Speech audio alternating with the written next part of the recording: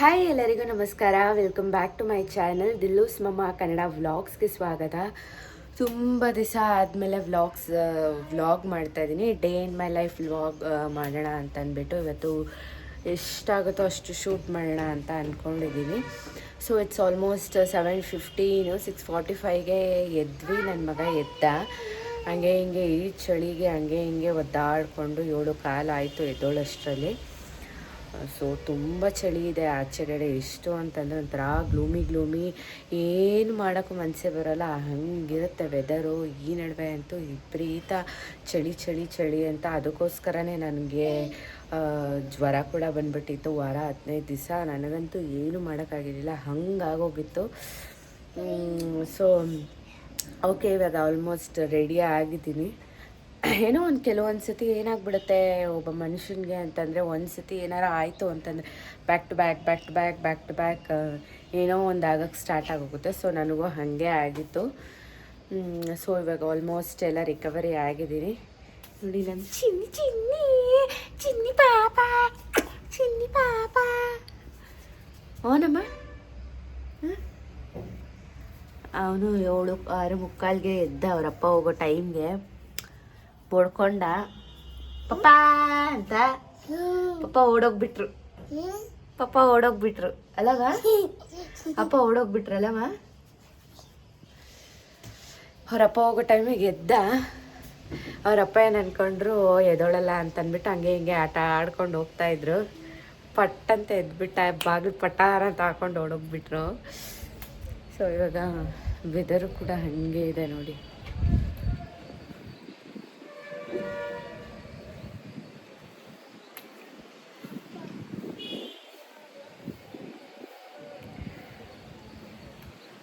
So ಯಾರೂ ಇಲ್ಲ ಮನೇಲಿ, ಅಂದರೆ ಲೈಕ್ ಅತ್ತೆ ಆಚೆ ಹೋಗಿದ್ದಾರೆ.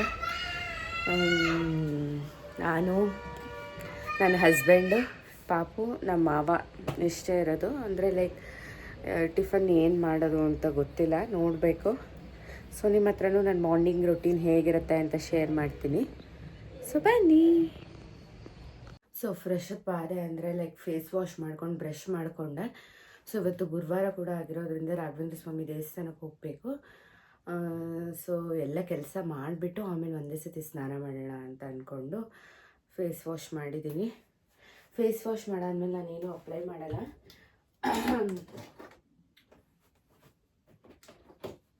ಮಾಯ್ಶ್ಚರೈಸರ್ ಒಂದು ಹಾಕ್ತೀನಿ.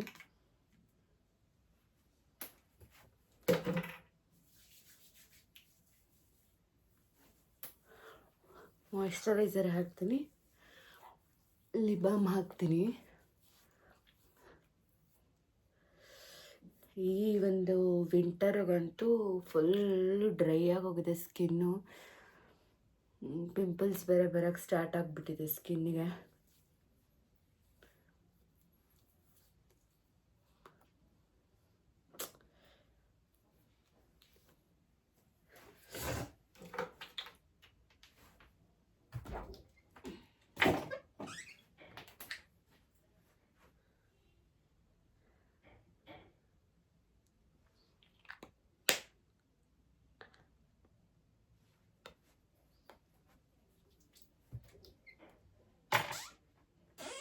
ಸೊ ಅಷ್ಟೇ, ಒಂಚೂರು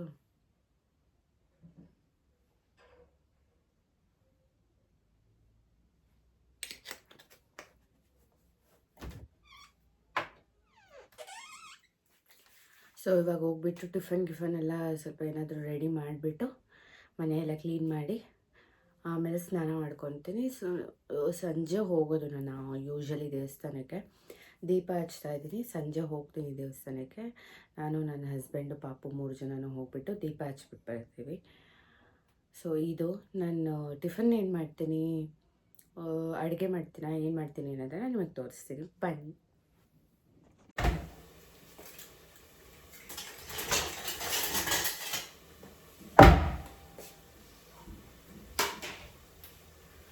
ಸೊ ಏನು ಮಾಡೋದು ಬೆಳಗ್ಗೆ ಗೊತ್ತಿಲ್ಲ. ಜೀರಾ ವಾಟರ್ ಮಾಡಿಟ್ಕೊಂಡಿರ್ತೀನಿ, ರಾತ್ರಿ ನೆನೆಸಿಟ್ಟಿರ್ತೀನಿ ಜೀರಾ ವಾಟರ್ನ. ಜೀರಾ ಮತ್ತು ಮೆಂತ್ಯ, 1/2 ಸ್ಪೂನ್ ಜೀರಾ, 1/2 ಸ್ಪೂನ್ ಮೆಂತ್ಯ ಹಾಕಿ ನೆನೆಸಿಟ್ಟಿರ್ತೀನಿ. ಸೊ ಅದನ್ನು ಮಾರ್ನಿಂಗ್ ಖಾಲಿ ಹೊಟ್ಟೆಗೆ ಕುಡಿತೀನಿ. ಅಂದರೆ ನಾನು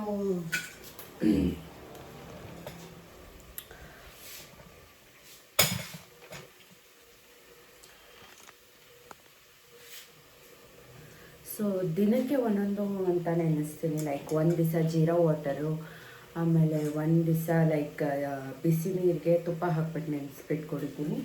ಆಮೇಲೆ ಒಂದು ದಿವಸ ಇದನ್ನು ಈ ಒಂದು ಫ್ರೂಟ್ನ ನೆನೆಸ್ಬಿಟ್ಟು ಕುಡಿತೀನಿ ನಾನು.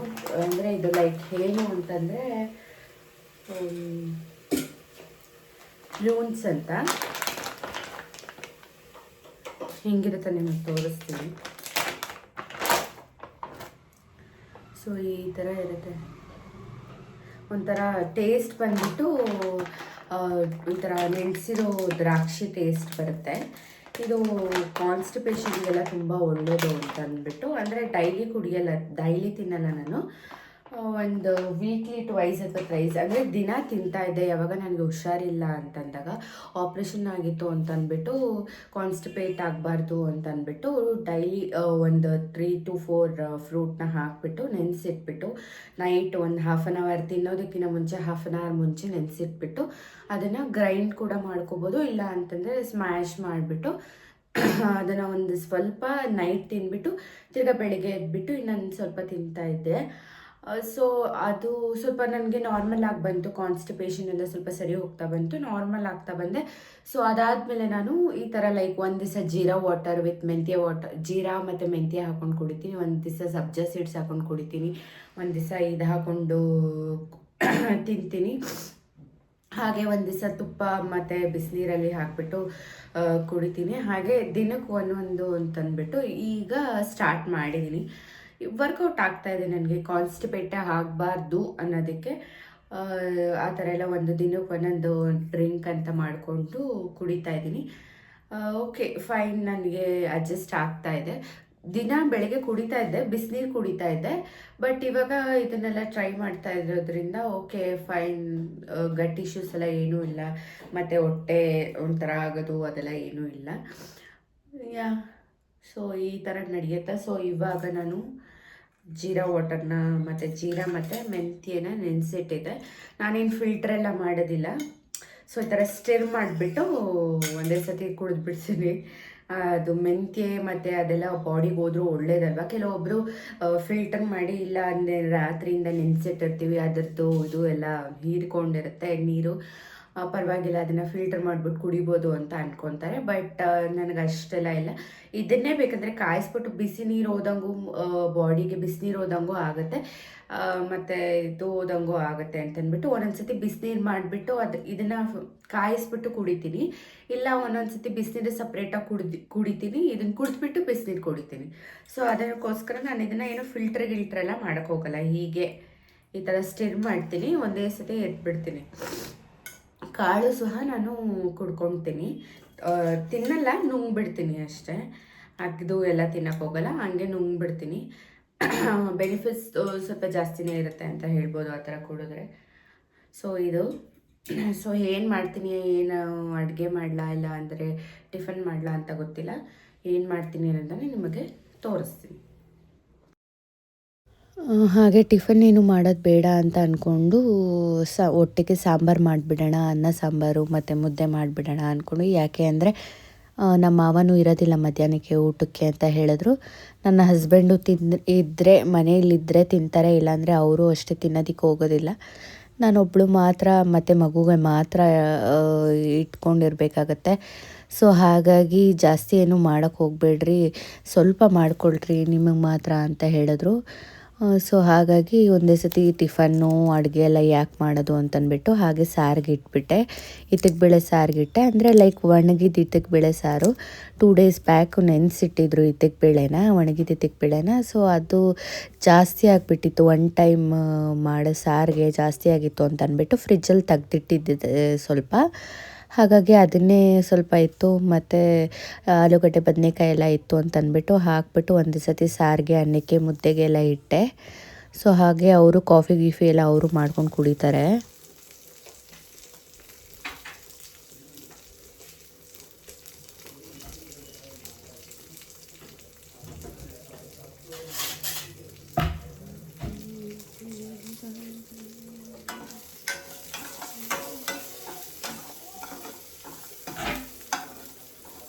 ಏನು ಬೇಕಂದ? ಹಾಂ,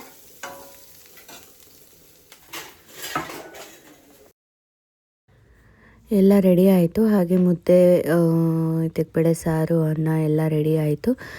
ಆಲ್ಮೋಸ್ಟ್ ರೆಡಿ ಆಗೋ ಅಷ್ಟೊತ್ತಿಗೆ 9 ಆಗಿತ್ತು. ಎಲ್ಲರೂ ಯೂಶ್ವಲಿ ನಮ್ಮ ಮನೆಯಲ್ಲಿ 9:30 10 ಅಷ್ಟರಲ್ಲೇ ಊಟ ಮಾಡೋದು. ನನ್ನ ಹಸ್ಬೆಂಡು ಇನ್ನೂ ಬಂದಿರಲಿಲ್ಲ. ನನಗೆ ಹೊಟ್ಟೆ ಹಸಿತಾಯಿತ್ತು ಅಂತ ಮಗುಗೂ ತಿನ್ನಿಸಿ ನಾನು ತಿಂದಿದ್ದಾಯಿತು. ಸೊ ಹಾಗೆ ನಮ್ಮ ಹಸ್ಬೆಂಡ್ ಬಂದಮೇಲೆ ಅವರು ಎಲ್ಲೋ ನೇರಳೆ ಹಣ್ಣು ಸಿಕ್ಕಿತ್ತು ಗಿಡದಲ್ಲಿ ಅಂತಂದ್ಬಿಟ್ಟು ಕಿತ್ಕೊಂಡು ಬಂದಿದ್ದರು. ಅಂದರೆ ಪುಟಾಣಿ ನೇರಳೆ ಹಣ್ಣು ಒಂಥರ ತಿಂದೆ, ಒಗ್ರೊಗ್ರು ಕಹಿ ಕಹಿ ಅಂತ ಅನ್ನಿಸ್ತು. ಸೊ ಇರಲಿ ನೋಡೋಣ ಅಂತಂದ್ಬಿಟ್ಟು ನೀರೊಳಗೆ ಹಾಕಿಟ್ಟೆ, ಸಾಲ್ಟ್ ಹಾಕ್ಬಿಟ್ಟು ಇಟ್ಟೆ ನೋಡೋಣ ಅಂತ. ಹಾಗೆ ಕಬ್ಬಿನ ಜ್ಯೂಸ್ ಕೂಡ ತೊಗೊಂಬಂದಿದ್ರು. ಕಬ್ಬಿನ ಜ್ಯೂಸನ್ನು ಹಾಗೆ ಎಲ್ಲ ಕುಡ್ಕೊಂಡು ಮಗುಗೂ ಸ್ವಲ್ಪ ಎಲ್ಲ ಕುಡಿಸಿ ಅವನು ಆಟಾಡ್ತಿದ್ದ ಆಚೆ. ಹಾಗೆ ಅವನಿಗೂ ಒಂದು ಗ್ಲಾಸಲ್ಲಿ ಹಾಕ್ಕೊಟ್ಟೆ, ಕುಡ್ಕೊಂಡ. ಸೊ ಇದೆಲ್ಲ ಆದಮೇಲೆ ಸ್ವಲ್ಪ ಬಟ್ಟೆ ಎಲ್ಲ ಒಗೆಯೋದಿತ್ತು, ವಾಷಿಂಗ್ ಮಿಷಿನ್ಗೆ ಹಾಕೋದಿತ್ತು ಅಂತಂದ್ಬಿಟ್ಟು ವಾಷಿಂಗ್ ಮಿಷಿನ್ಗೆಲ್ಲ ಹಾಕಿದೆ. ನನ್ನ ಹಸ್ಬೆಂಡು ಸ್ವಲ್ಪ ಎಲ್ಲ ಟ್ರಿಪ್ಪೆಲ್ಲ ಹೋಗಿ ಬಂದಿದ್ದರು. ಆ ಬಟ್ಟೆಗಳೆಲ್ಲ ಹಾಗೆ ಇತ್ತು ಅಂತಂದ್ಬಿಟ್ಟು ಹಾಕೇ ಇರಲಿಲ್ಲ ವಾಷಿಂಗ್ ಮಿಷಿನ್ಗೆ. ಯಾಕೆ ಅಂದರೆ ಮಳೆಗೆ ಗಾಳಿಗೆ ಎಲ್ಲ ಹಾಕಿದ್ರೂ ಒಣಗಲ್ಲ, ಮತ್ತು ಹೇಗೆ ಹಾಕೋದು ಅಂತಂದ್ಬಿಟ್ಟು 1-2 ದಿವಸ ನೋಡಿದೆ, ಇದು ಆಗದೆ ಇರೋ ಕತೆ ಅಂತಂದ್ಬಿಟ್ಟು ಅದನ್ನು ಎತ್ಬಿಟ್ಟು ಇವತ್ತು ವಾಷಿಂಗ್ ಮಿಷಿನ್ಗೆ ಹಾಕಿದೆ. ಸೊ ಎಲ್ಲ ಮನೆಯೆಲ್ಲ ಕ್ಲೀನ್ ಮಾಡಿಕೊಂಡು ಹಾಗೆ ಎಲ್ಲ ಕಸ ಎಲ್ಲ ಗುಡಿಸ್ಕೊಂಡು ಸ್ವಲ್ಪ ಹೊತ್ತು ಹಾಗೆ ಕೂತ್ಕೊಂಡು ಮಗು ಜೊತೆ ಎಲ್ಲ ಟೈಮ್ ಸ್ಪೆಂಡ್ ಮಾಡಿದ್ದಾಯಿತು.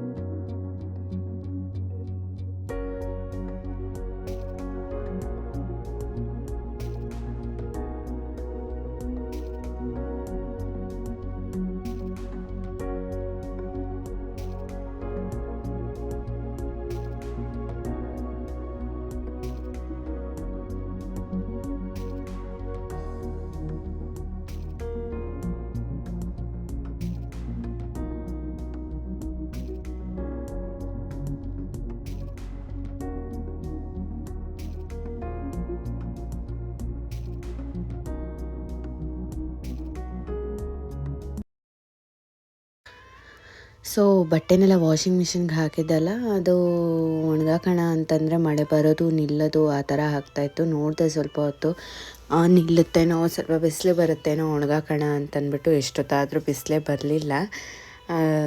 ಮಳೆ ಬರ್ತಾನೆ ಇತ್ತು, ಚಿಟಿ ಚಿಟಿ ಅಂತ ಬರ್ತಾನೆ ಇತ್ತು. ಏನು ಮಾಡೋದು ಅಂತಂದ್ಬಿಟ್ಟು ಇಲ್ಲಿ ಹೇಗೋ ಎಷ್ಟು ದಿವಸಕ್ಕೆ ಒಣಗುತ್ತೋ ಒಣಗೊಳ್ಳಿ ಅಂತಂದ್ಬಿಟ್ಟು ಒಣಗಾಕಿದೆ. ಅಂದರೆ ಜಾಸ್ತಿ ಏನಿರಲಿಲ್ಲ, 2 ಡೇಸ್ ಬ್ಯಾಕ್ ಒಗ್ದಿದ್ವಿ, ಎಲ್ಲ ಒಂದು ರೌಂಡ್ ಒಗ್ಯಕ್ಕೆ ಹಾಕಿದ್ದೆ. ಬಟ್ ಆದರೂ ಅವರು ಟ್ರಿಪ್ಗೆ ಹೋಗಿದ್ದು ಬಂದಿದ್ದ ಬಟ್ಟೆಗಳೆಲ್ಲ ಇತ್ತಲ್ಲ ಅಂತಂದ್ಬಿಟ್ಟು ಅದು ಸ್ವಲ್ಪ ಎಲ್ಲ ಮಳೆಯಲ್ಲೆಲ್ಲ ನೆನ್ಕೊಂಬಂದಿದ್ರು ಅಂತಂದ್ಬಿಟ್ಟು ಬಟ್ಟೆನೆಲ್ಲ ಇವತ್ತು ಹಾಕಿದ್ದಾಯಿತು. ಜಾಕೆಟ್ಸ್ ಎಲ್ಲ ಇತ್ತು, ಮತ್ತು ಜೀನ್ಸು ಜಾಕೆಟ್ಸು ಅವ್ರದ್ದು ಬ್ಲೌಸು ಎಲ್ಲ ಹಾಕಿದ್ದಾಯಿತು ವಾಷಿಂಗ್ ಮಿಷಿನ್ಗೆ. ನೋಡಿದೆ ಆಗಲಿಲ್ಲ ಇದು ಅಂತಂದ್ಬಿಟ್ಟು ಕೊನೆಗೆ ಹಾಗೆ ಒಣಗಾಕಿದೆ. ಬಟ್ಟೆ ಎಲ್ಲ ಆದಮೇಲೆ ನಾನು ಸ್ವಲ್ಪ ತಲೆಗೆಲ್ಲ ಎಣ್ಣೆ ಹಚ್ಕೊಂಡಿದ್ದೆ 2 ಡೇಸಿಂದ. ಥರ್ಸ್ಡೇನೇ ಸ್ನಾನ ಮಾಡೋಣ ಅಂತ ಅಂದ್ಕೊಂಡು ಹಚ್ಕೊಂಡಿದ್ದೆ. ಸೊ ಹಾಗಾಗಿ ತಲೆಗೆ ಹಾಗೆ ಸ್ನಾನ ಎಲ್ಲ ಮಾಡಿಕೊಂಡು ಆಚೆಲ್ಲ ಹೂವು ಎಲ್ಲ ತುಂಬ ವೆರೈಟಿ ಹೂವುಗಳು ಕೂಡ ಬಿಟ್ಟಿದ್ವು. ಸೊ ಅದನ್ನೆಲ್ಲ ಕಿತ್ಕೊಳ್ಳೋಣ ಅಂದ್ಕೊಂಡೆ. ಹಾಗೆ ಮಳೆ ಕೂಡ ಬಂದುಬಿಡ್ತು. ಹಾಗಾಗಿ ಇದೊಂದು ಹೂವನ್ನ ಮಾತ್ರ ಕಿತ್ಕೊಂಡು ದೇವರಿಗೆ ಪೂಜೆಗೆ ಹೂವು ಇಟ್ಟೆ.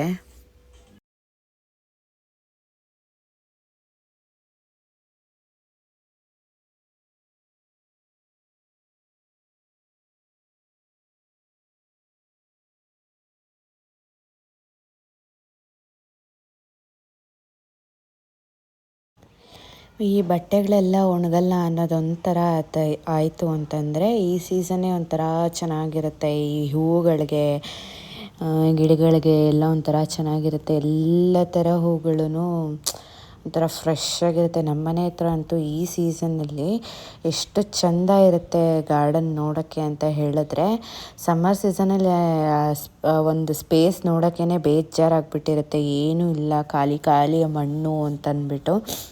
ಅದೇ ಈ ವಿಂಟರ್ ಸೀಸನ್ ಬಂತು, ಈ ಚಳಿಗಾಲ ಮಳೆಗಾಲ ಬಂತು ಅಂತಂದರೆ ನಾವು ಏನು ಹಾಕಿರ್ತೀವೋ ಬಿಡ್ತೀವೋ. ಈ ಸತಿ ಹೂಗಳನ್ನೆಲ್ಲ ಹೂ ಗಿಡಗಳನ್ನ ಹಾಕಿದ್ದಿತ್ತು, ಬಟ್ ಫಸ್ಟು ಏನಾದರೂ ಹಾಕಿರ್ತೀವಲ್ಲ ಅದೇ ಗಿಡಗಳು ಮತ್ತೆ ಮತ್ತೆ ಮತ್ತೆ ಬರ್ತಾ ಇರುತ್ತೆ. ತುಂಬ ನೋಡೋಕ್ಕೆ ಚೆನ್ನಾಗಿರುತ್ತೆ. ಒಂಥರ ಮಳೆ ಬರ್ತಾ ಇದ್ದರೆ, ಈ ಮಳೆ ಬರ್ತಾ ಇರೋದಕ್ಕೂ ಆ ಹೂಗಳು ಅರಳಿರೋದಕ್ಕೂ ತುಂಬ ಚೆನ್ನಾಗಿರುತ್ತೆ ನೋಡೋದಕ್ಕೆ, ಖುಷಿ ಆಗುತ್ತೆ ನೋಡೋದಕ್ಕೆ.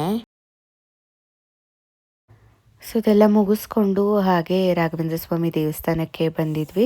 ಸುಮಾರಷ್ಟು ದೇವ್ರುಗಳಿದೆ ಈ ಒಂದು ದೇವಸ್ಥಾನದಲ್ಲಿ. ನಾನು ಇದು ಬಂದು ಸೆಕೆಂಡ್ ವೀಕ್ ತುಪ್ಪದ ದೀಪ ಹಚ್ತಾ ಇರೋದು. ಏನೋ ಅಂದ್ಕೊಂಡಿದ್ದೆ, ಅದು ಸಂಕಲ್ಪ ನೆರವೇರ್ತು, ಹಾಗಾಗಿ ತುಪ್ಪದ ದೀಪ ಹಚ್ತಾ ಇದ್ದೀನಿ. ಒಂದಷ್ಟು ವಾರಗಳು ಹಚ್ತೀನಿ ಅಂತ ಅಂದ್ಕೊಂಡಿದ್ದೆ. ಸೊ ಹಾಗೆ ನನ್ನ ಹಸ್ಬೆಂಡ್ ಕೂಡ ಗಾಡಿ ಪೂಜೆ ಮಾಡಿಸ್ಬೇಕಾಗಿತ್ತು ಅಂತಂದ್ಬಿಟ್ಟು ಹೊಸ ಗಾಡಿನ ತೊಗೊಂಡು ಬಂದಿದ್ವಿ. ಸೊ ಹಾಗೆ ಆ ಗಾಡಿನೂ ಕೂಡ ಆಂಜನೇಯ ಸ್ವಾಮಿಗೆ ಪೂಜೆ ಮಾಡಿಸ್ಬೇಕು ಅಂದ್ಕೊಂಡು ಅದನ್ನು ಕೂಡ ಪೂಜೆ ಮಾಡಿಸ್ಕೊಂಡ್ವಿ.